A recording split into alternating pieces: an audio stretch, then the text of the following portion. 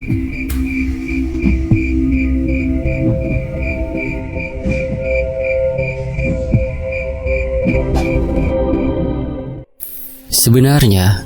dari semenjak Ice meninggal dengan cara menggantungkan dirinya dengan tali jemuran, Dudi terus-menerus berpikir, ada salah apa dia sehingga Ice melakukan hal ini? Apakah karena Dudi yang menganggur terus-menerus, sehingga dia tidak kuat oleh omongan tetangga akan keluarganya? Atau ada sesuatu yang dia tutup-tutupi dari profesinya selama ini sebagai penari jaipong? Dudi terus-menerus memikirkan hal itu, dan hingga saat ini belum ada penjelasan yang logis atas alasan dari Ice yang tiba-tiba menghabisi nyawanya dengan cara bunuh diri. Dudi yang sedang duduk di depan rumah kini larut dalam pikiran-pikiran yang tidak menentu akan istrinya. Namun, ketika dia sedang melamun tentang istrinya, tiba-tiba dia dikejutkan oleh suara yang memanggilnya dari kejauhan. "Aduh, Di!" Sesosok bayangan terlihat sedang berlari ke arahnya, melewati jalanan setapak yang gelap dan sunyi itu sendirian. Dudi yang sedang duduk pun langsung berdiri melihat hal itu. Dia melihat bayangan itu sedang seksama dan memperhatikan siapa yang berlari ke arahnya pada saat ini. "Caca, kenapa lari, Cak?" kata Dudi heran melihat Caca yang lari tunggang langgang ke arahnya. Terdengar suara nafas berat dari Caca. Dia seperti sangat kecapean ketika berlari menyusuri jalanan setapak yang tadi dia lewati bersama dengan Pak Aep, Pak Mansur, dan Abah Ido. "Ice, aduh Di, Ice," katanya dengan nada panik. "Kenapa dengan Ice, Ca?" Dudi bingung dengan apa yang dikatakan Caca. Dia terlihat seperti ketakutan setengah mati, sehingga dia berlari meninggalkan mereka yang pada saat ini masih melakukan ritual di makam Ice. Itu aduh Di, Ice," kata Caca yang mengulang perkataan yang tadi saking paniknya. "Iya, Cak, kenapa Ice?" kata Dudi yang semakin heran dengan apa yang Caca katakan. "Iya itu, aku melihat sosok Ice menggantung di dapur rumah Adudi sewaktu jalan ke arah makam Ice. Ih, aku pulang ya Adudi. Jujur, aku gak kuat lihatnya. Wajahnya, matanya, lidahnya yang menjulur terlihat jelas olehku, Adudi." Tanpa menunggu jawaban dari Dudi, Caca yang semakin panik kemudian berlari kembali ke arah rumahnya yang ada di dekat jalanan besar pada malam itu. Dudi yang melihat Caca berlari menuju rumahnya langsung menatap jalanan setapak itu dan berkata kepada dirinya sendiri, "Sepertinya ada yang salah dengan ritual itu," gumam Dudi yang merasa khawatir atas apa yang sedang dilakukan mereka di makam istrinya. Dengan senter aluminium yang dia bawa dari rumah orang tuanya, Dudi kini terlihat berjalan menyusuri jalanan setapak itu menuju makam, tempat Abah Ido melakukan ritual pemurnian bagi jiwa istrinya. Cahaya senter yang berwarna kuning kini menjadi penerangan Dudi. Senter aluminium yang panjang dengan beberapa baterai besar berwarna kuning sebagai sumber energinya membuat Dudi tidak perlu repot menyalakan lampu minyak dan obor sebagai cahaya penerang ketika dia berjalan. Hanya beberapa orang saja yang mempunyai senter pada saat itu.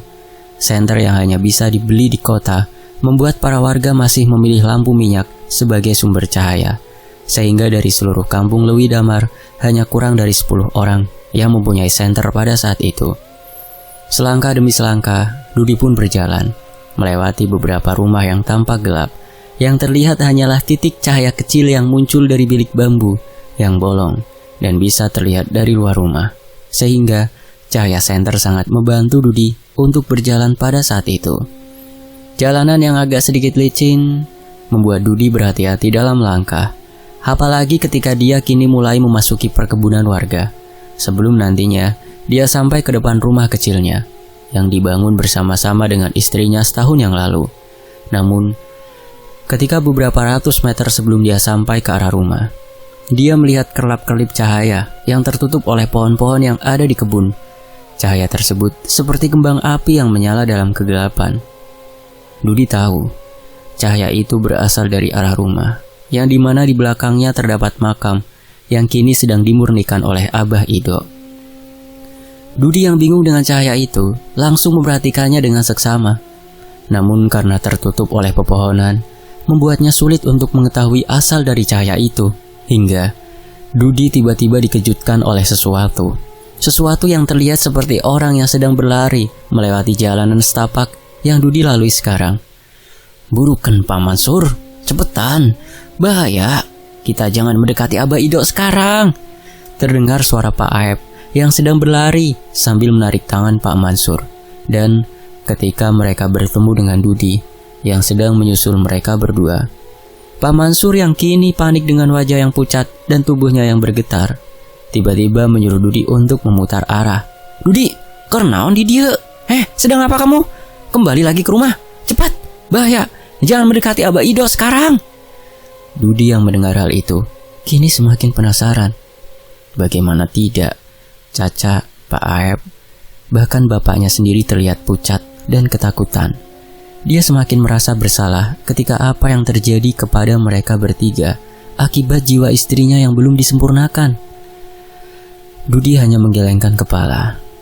Dia kemudian berjalan melewati Pak Aep dan Pak Mansur yang sedang berlari melewatinya.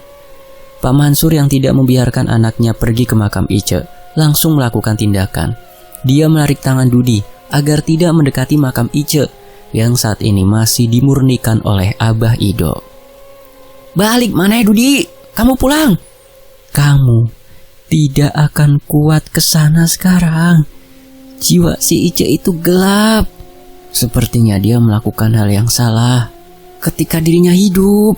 Namun tangan Pak Mansur yang menahan dirinya, dia tepis dengan sedikit emosi. Dudi berkata kepada bapaknya yang masih terlihat pucat dan ketakutan pada saat itu, "Ice teh pamajikan orang, Pak. Dia istriku. Aku harus tahu si Ice melakukan apa sehingga dia gentayangan seperti itu." Dudi dengan penuh emosi kembali berjalan ke arah rumah, meninggalkan Pak Mansur dan Pak Aep yang berlari menjauhi tempat itu sambil ketakutan. Dengan perasaan yang campur aduk, Dudi terus berjalan. Dia ingin mengetahui kenapa Ice membuat mertuanya berlari ketakutan seperti itu. Sepertinya apa yang aku pikirkan benar. Seperti ada sesuatu di balik hilangnya nyawa kamu, Ce. Sesuatu yang kamu tutup-tutupi semasa hidup, sehingga ketika kamu tiada, kamu tidak bisa melepas hal itu, sehingga kamu seperti ini. Kini Dudi terus melangkah maju. Sudah terlihat rumah yang sudah setahun ini dia tempati dari kejauhan. Hanya tinggal melewati beberapa kebun pisang dan kebun jagung agar dia sampai ke depan rumahnya. Teriakan dari Pak Mansur dan Pak Aep untuk menyuruhnya kembali sama sekali tidak digubris oleh Dudi. Dia semakin penasaran. Kenapa mereka berlarian ketika proses ritual itu berlangsung? Apakah ada yang salah dengan istrinya selama ini, sehingga di balik kasus bunuh dirinya ada sesuatu yang lebih gelap yang tidak diketahui oleh dirinya? Teras! Sementara itu percikan-percikan cahaya seperti kembang api yang menyala semakin terlihat jelas di belakang rumah. Dan hal itu membuat Dudi semakin penasaran atas apa yang terjadi di sana. Akhirnya, setelah melewati jalanan lumpur dan berbatu, dia sampai di depan rumahnya sendiri. Rumah yang mungil, yang menjadi istana kecilnya bersama istrinya semasa hidup, kini tampak suram setelah apa yang terjadi beberapa hari yang lalu. Bulu kuduk Dudi tiba-tiba merinding. Tubuhnya tiba-tiba bergetar hebat ketika dia akan melangkahkan kaki mendekati rumah yang sudah dia tempati selama setahun. Kenapa rumahku jadi semenyeramkan ini? Aku saja sebagai pemiliknya seperti tidak mau mendekat ke depan rumahku sendiri, pikir Dudi yang tampak kebingungan atas apa yang terjadi di depan rumah tersebut. Rupanya, apa yang terjadi kepada Dudi adalah efek samping dari apa yang dilakukan oleh Abah Ido di depan makam Ice. Abah Ido yang ingin memurnikan jiwa Ice kini tampak kesusahan. Raut wajahnya yang terpejam sepertinya terlihat sangat serius di depan makam, bersamaan dengan dupa-dupa yang terus menyala dan bau anjir ikan mas yang disembelih di sebelahnya. Berat iya mah, berat ini. Aku tidak menyangka si Eneng melakukan hal ini. Susah. ini mah susah. Hesek ya mah, hesek.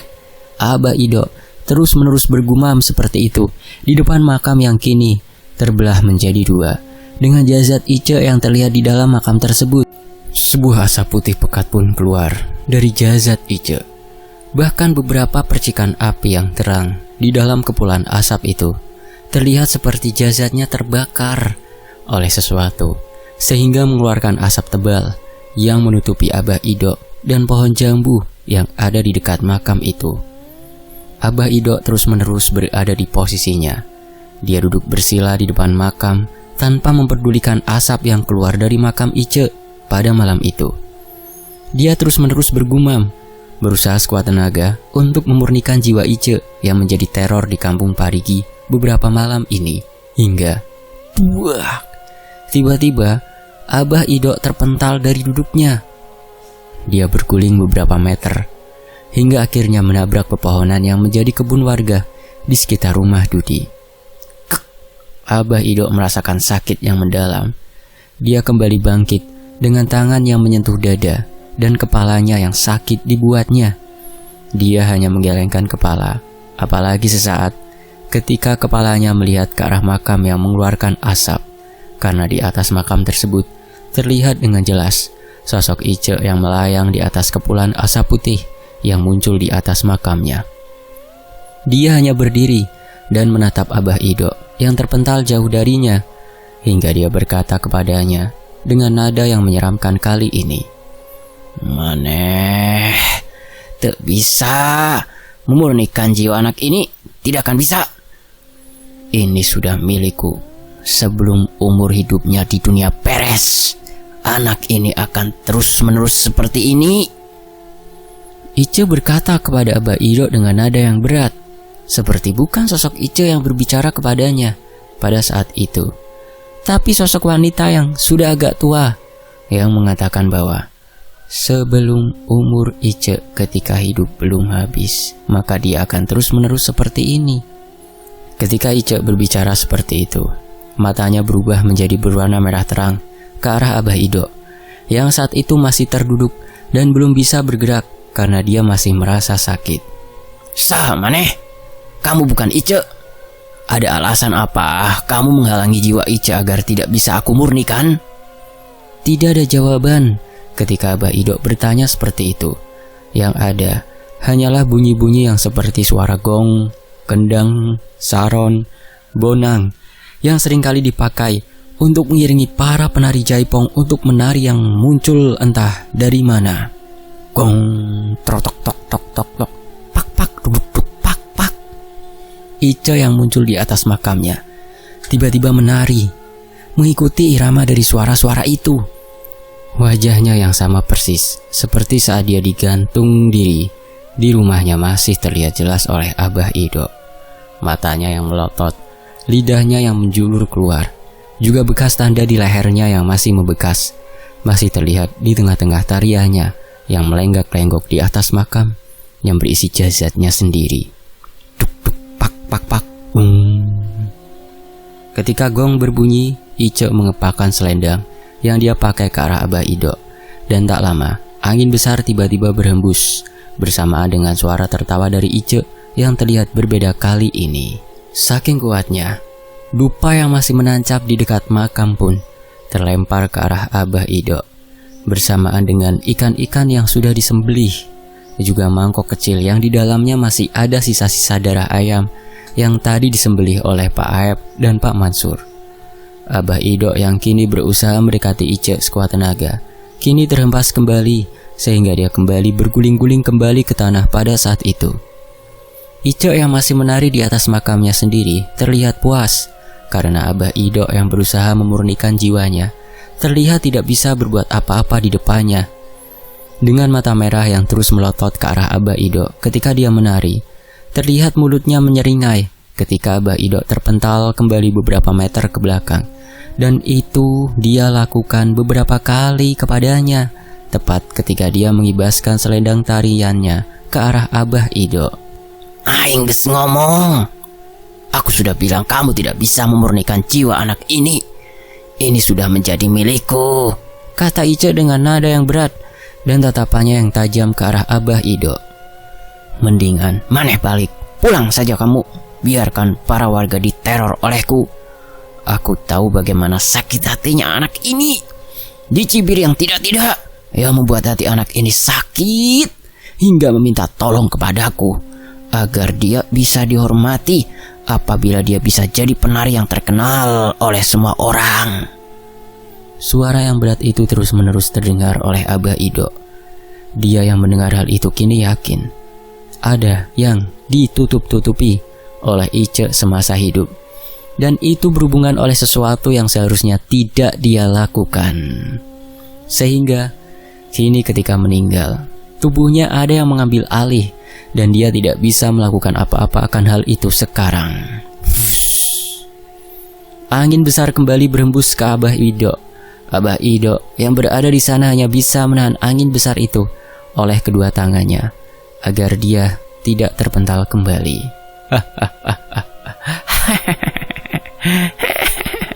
Tiba-tiba Ice tertawa, sebuah tertawa seorang wanita tua yang sedang menertawakan Abah Ido yang tidak berdaya di sana. "Ilmu maneh teh saat dikeneh masih sedikit, tidak akan menarik anak ini untuk dimurnikan jiwanya. Mendingan kamu..." "Ice!" Sesaat ketika Ice berkata hal seperti itu kepada Abah Ido, tiba-tiba terdengar sebuah suara teriakan dari Dudi yang berteriak ketika melihat wujud Ice yang sedang menari di atas makamnya sendiri. Sontak, Ice yang mendengar suara suaminya langsung menoleh ke arahnya. Mata merah yang awalnya terlihat kini tiba-tiba menghilang, seperti tubuhnya kembali diambil alih oleh Ice ketika Dudi melihat dirinya muncul di atas makamnya sendiri. Dudi. Nah, Dudi kesini," katanya dengan nada yang kembali merdu seperti suara Ice yang sering dirinya dengar. Dia berkata kepada Dudi dengan tubuh yang masih menari tanpa henti.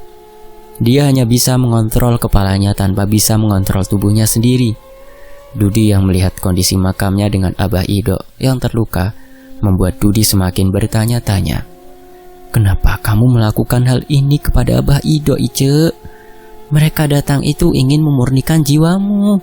Aku tidak tahan akan omongan warga tentang kamu, Ice, yang datang dan bergentayangan di depan rumah-rumah warga," katanya dengan nada yang sedih. Ice yang mendengar hal itu dari suaminya hanya bisa menggelengkan kepala secara perlahan.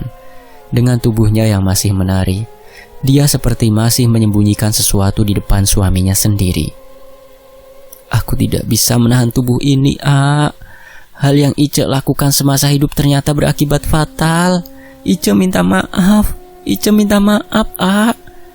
Dudi yang melihat Ice yang terus-menerus menari tanpa henti, kini berusaha mendekatinya. Tekanannya yang begitu kuat membuatnya kesusahan untuk melangkah. Namun Dudi sekuat tenaga melangkahkan kakinya selangkah demi selangkah mendekati Ice.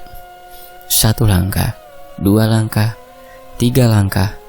Perlahan namun pasti, seperti ada penolakan dari tubuhnya untuk mendekati istrinya yang kini muncul di hadapannya dengan kondisi seperti itu. Tapi Dudi terus berjalan mendekat kepada istrinya karena dia tidak ingin istrinya menjadi teror dari para warga yang kini ketakutan. Namun tepat beberapa langkah lagi dia berjalan. "Maafin Ice ya, Dudi. Maafin Ice." Ice tiba-tiba terbang bersamaan dengan asap putih yang muncul dari makamnya yang tiba-tiba menghilang. Seperti ada sesuatu hal yang menarik Ice agar menjauh dari suaminya sendiri. Abah Ido yang melihat hal itu hanya bisa terdiam sebelum dia berteriak ketika dia mengetahui kemana Ice terbang pada saat itu. "Pantas, dia sangatlah kuat, Dudi. Aku sendiri tidak mampu memurnikan dirinya. Aku yang awalnya ragu, kini yakin kalau dia semasa hidup telah melakukan suatu ritual di gunung itu. Karena ketika dia terbang menjauh darimu, dia terbang ke arah gunung yang ada di sana," kata Abah Ido yang menunjuk ke arah gunung yang dekat dengan kampungku pada malam itu. Sementara itu, di sisi lain, pada akhirnya Abah Ido nampaknya tidak sanggup memurnikan Ice. Jiwa Ice terbang ke arah gunung ketika Dudi menemukannya. Sebenarnya, ada hubungan apa antara Ice dan gunung itu? Sementara itu, pada malam hari adalah saat yang tepat aku menyendiri sekarang. Meskipun hatiku yang kosong kini terobati ketika aku bertemu dengan ibu juga adik-adikku yang berada di rumah. Tapi ketika malam, aku kembali teringat akan sosok Baak yang kini telah tiada. Aku belum bisa pulang untuk bekerja kembali. Aku hanya bisa mengirim surat kepada atasan dan pamanku yang ada di utara untuk bisa diam lebih lama di kampung, menenangkan ibu dan adik-adikku yang masih kehilangan sosok bapak sebelum aku kembali bekerja ke kota. Aku kini duduk di depan warung. Secara tak sadar, aku duduk sama seperti almarhum bapak ketika dia masih hidup, dengan tubuh yang menyender ke arah tiang warung dan kepala yang memandang gunung yang gelap itu. Sebuah gunung tua yang dipercaya bagi sebagian orang sebagai tempat yang angker, sebagai tempat untuk yang bersemedi, juga sebagai tempat pesugihan atas apa yang manusia inginkan dengan cara yang instan. Gunung itu terlihat gelap ketika malam. Hanya melihatnya saja begitu menakutkan. Apalagi aku sering kali mendengar cerita-cerita yang menyeramkan di gunung. Bahkan aku beberapa kali ikut dengan bapak ke dalam sana dan menemukan hal aneh di sana. Sehingga itulah alasanku tidak mengikuti jejak bapak. Aku tidak mau berurusan dengan para makhluk seperti itu, meskipun darah ini tetap mengalir sebagai keturunannya. Sehingga kemanapun aku pergi, aku pasti selalu bersinggungan dengan mereka secara tidak langsung. Aku yang awalnya melihat gunung itu dalam kegelapan, kini sedikit menoleh ke arah warung. Warung yang kini terang akibat lampu tempel yang menyala dengan warna kuningnya yang redup. Hal ini membuatku teringat bagaimana bapak berada di belakang etalase dengan asap rokok yang menutupi langit-langit warung. Juga ibu yang biasanya sibuk ruang belakang untuk menyiapkan rokok, kopi, dan mie rebus untuk para pembeli yang sering duduk di depan warung seperti aku ini. Namun, di tengah-tengah lamunanku, aku sedikit dikejutkan oleh sesuatu yang terbang dan melayang di tengah malam ke arah gunung melewati warung. Apa itu? Kataku yang sedikit kaget hingga aku berdiri dari dudukku pada saat itu. Aku dengan jelas melihat sesuatu yang terbang ke arah gunung. Sesosok wanita yang memakai baju kebaya berwarna hijau dengan corak-corak bunga yang berwarna merah, dengan tangkai berwarna coklat yang ada dari ujung kebaya hingga ke pinggang. Aku tidak terlalu jelas melihat hal itu karena gelapnya malam, sehingga aku pun sedikit berlari ke tengah jalan untuk melihat dengan jelas sesuatu yang terbang tersebut dari arah persawahan. Itu bukanlah kuntilanak, karena apabila kuntilanak, baju yang dia kenakan adalah putih ataupun merah, tapi itu adalah sosok lain yang belum pernah aku lihat sebelumnya. Aku kini hanya berdiri di tengah jalan. Makhluk itu terbang semakin lama semakin menjauhiku, dan tak lama sosok itu menghilang tepat setelah memasuki gunung pada malam itu. Kalau bapak masih hidup, pasti dia tahu apa itu. Bahkan dia pasti tahu kemana perginya makhluk itu, pikirku. Tepat di saat aku berpikir seperti itu, aku kembali dikejutkan oleh sesuatu. Sesuatu yang terang tiba-tiba muncul dari arah belakang, disertai dengan suara klakson yang membuat aku kaget dan seketika berbalik ke belakang. Rupanya, ada salah satu mobil yang melaju ke arah kampungku pada malam itu. Mobil sedan yang terlihat mewah dengan warna hitam legam yang menyatu dalam kegelapan malam. Mobil itu berhenti tepat di dekat warung, bersamaan dengan sopir dan salah satu penumpangnya yang kemudian turun ketika mobil tersebut terhenti di sana. Aku melihat sesosok wanita yang sangat cantik terlihat turun. Sesosok wanita yang umurnya beberapa tahun lebih tua dariku, namun memancarkan aura cantik yang membuat siapapun akan terpesona olehnya. Sosok wanita yang memakai baju berwarna hitam dengan bintik-bintik putih yang ada di seluruh bajunya, juga dengan bando yang menutupi rambut bergelombangnya, serta celana cadre yang sedang trendy pada saat itu. Ada seseorang lagi yang turun, seorang pria yang sudah agak tua berumur 40 tahunan dengan baju kemeja putih dan celana berwarna hitam, juga dengan jam tangan berwarna emas dan kalung emas yang terlihat mewah pada saat itu. Benar ini tempatnya? Kamu tidak salah kan? kata laki-laki itu yang berkata kepada wanita sesaat setelah turun dari mobil. Benar, ada seseorang di warung itu yang mungkin saja bisa membantu kita dari teror yang kita alami beberapa malam ini, kata wanita itu. Aku yang melihat mereka berjalan ke warung langsung menghampiri mereka berdua dan menanyakan maksud dan tujuan mereka berdua datang ke warung pada malam tersebut. Ini Kang, aku Desi, dan ini adalah Pak Edi. Kita mau meminta bantuan Mbak A karena kita berdua diteror oleh seseorang teman yang beberapa hari lalu bunuh diri di kampung yang ada di sebelah kampung ini, kata Desi dengan nada yang pelan kepadaku saat itu. Sebagai informasi, pada zaman dahulu, penari jaipong awalnya profesi itu adalah profesi yang diincar oleh banyak orang. Tidaklah mudah bagi seorang untuk menguasai tari jaipong yang populer di zaman tersebut. Gerakan yang halus, selaras dengan kendang, dan gamelan yang dibunyikan secara bersamaan, juga beberapa ketukan yang harus mereka kuasai, serta irama dan nada yang harus mereka pelajari dalam waktu yang cukup lama.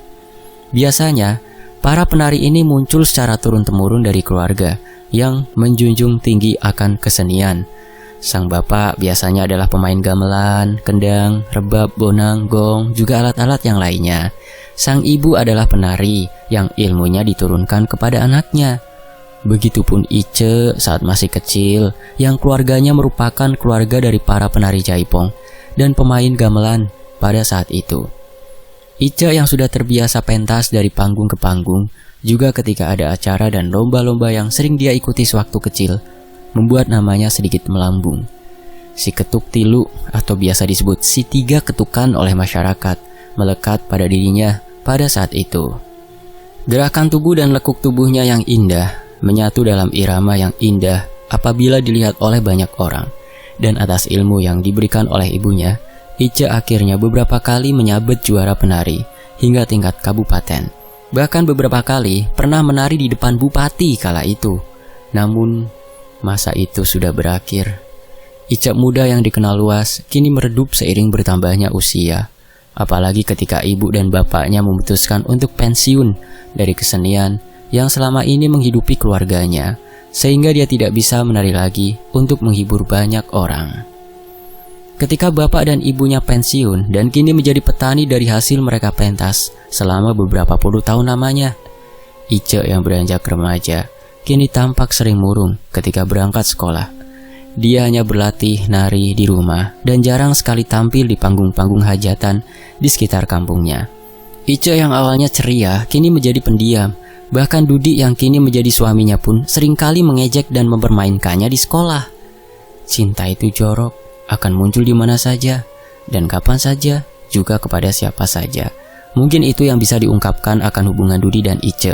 Ice yang seringkali disebut oleh si gelis cicingen atau si cantik pendiam oleh teman-teman sekolahnya, malah berpacaran dengan Dudi, sosok yang ditakuti oleh seluruh sekolah pada waktu itu. Entah bagaimana Dudi bisa menyukai Ice, namun hubungan mereka tampaknya langgeng hingga akhirnya mereka menikah. Dudi yang berjanji akan mencari kerja ketika lulus sekolah, kini berusaha keras mencari kerja kesana kemari demi menghidupi Ice yang baru dia nikahi. Namun, karena sifat hidupnya yang serampangan, yang seringkali berbuat kenakalan-kenakalan yang tidak disukai oleh para orang tua murid pada waktu itu, membuat Dudi seringkali ditolak untuk ikut bekerja. Dudi yang masih menumpang di rumah mertuanya merasa malu karena hingga 3 bulan berjalan usia pernikahannya, Dudi masih belum bisa memberikan istrinya nafkah. Meskipun kedua mertuanya baik kepadanya, selalu memberikan support serta kebutuhan hidup selama dia belum mempunyai pekerjaan. Akhirnya, di bulan kelima pernikahannya, sebuah tawaran muncul. Tawaran kepada Ice dari teman bapaknya yang kini membuat pagelaran kesenian jaipong dan wayang golek. Pada waktu itu, dia menawarkan kepada Ice untuk menjadi salah satu penarinya. Ice tentu senang akan hal itu. Hasrat akan menari yang dia pelajari dari kecil yang mulai redup, kini muncul kembali. Apalagi kini dibayar untuk itu. Tidak seperti ketika dia kecil dan ikut bapak ibunya menari keliling dari pentas ke pentas. Dudi tidak apa-apa ya Ice nari lagi. Ice janji, Ice nari hanya selama Dudi belum dapat kerjaan aja. Kalau udah dapat kerjaan, nanti Ice berhenti. Ice ngurus anak aja sama keluarga, kata Ice dengan perasaan senang pada waktu itu. Jujur, hati Dudi sakit mendengarnya. Bersambung. Nantikan bagian berikutnya hanya di Fakta Sejarah. Terima kasih untuk MC Diktanya Demit. Terima kasih untuk teman-teman yang sudah menyimak sejauh ini di Fakta Sejarah. Demikian kematian sang penari bagian keempat di Fakta Sejarah. Nantikan bagian berikutnya. Saya pamit dulu. Wassalamualaikum. Alhamdulillah.